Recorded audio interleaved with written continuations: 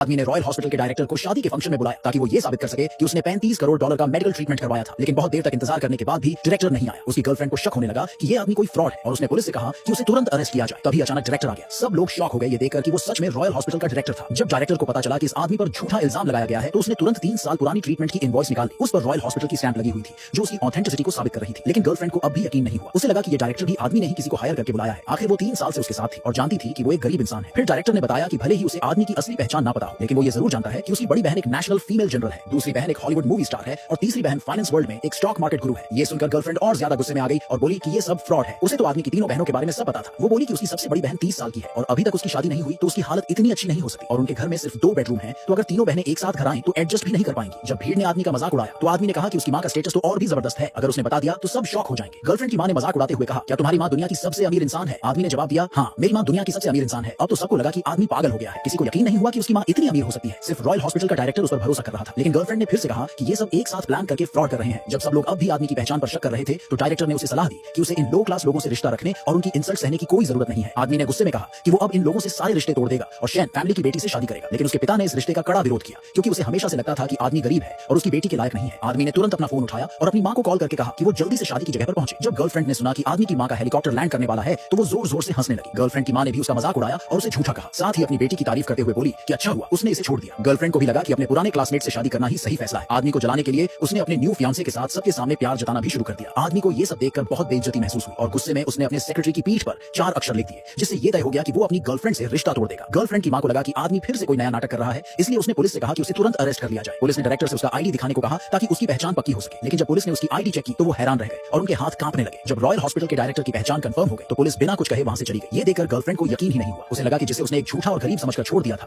उसका royal hospital के director से क्या लेना देना हो सकता है। लेकिन डायरेक्टर ने सबको समझाया कि असल में वही आदमी के लेवल तक पहुंचने की कोशिश कर रहा था। पर आदमी के पुराने क्लासमेट्स को अब भी यकीन नहीं हुआ कि वो किसी बिलियनियर का बेटा हो सकता है। आखिर वो उसके क्लासमेट रह चुके थे और जानते थे कि उसके पिता के गुजरने के बाद उसकी मां शहर में सैनिटेशन वर्कर बनकर काम करती थी ताकि उसे और उसकी 3 बहनों को पाल सके। गर्लफ्रेंड को शक होने लगा कि शायद रॉयल हॉस्पिटल के डायरेक्टर की आईडी भी नकली है और ये सब मिलकर कोई बड़ा स्कैम कर रहे हैं। आदमी के पुराने क्लासमेट ने उसे धमकाया कि वो कबूल कर ले कि वो एक फ्रॉड है वरना वो उसकी मां की सैनिटेशन जॉब छिनवा देगा। तभी नाजुक मौके पर आदमी की मां अपनी सैनिटेशन वर्कर की यूनिफॉर्म में वहां आ गई और गुस्से में पूछा, बताओ कौन है जो मेरी नौकरी छिनवाने की धमकी दे रहा है?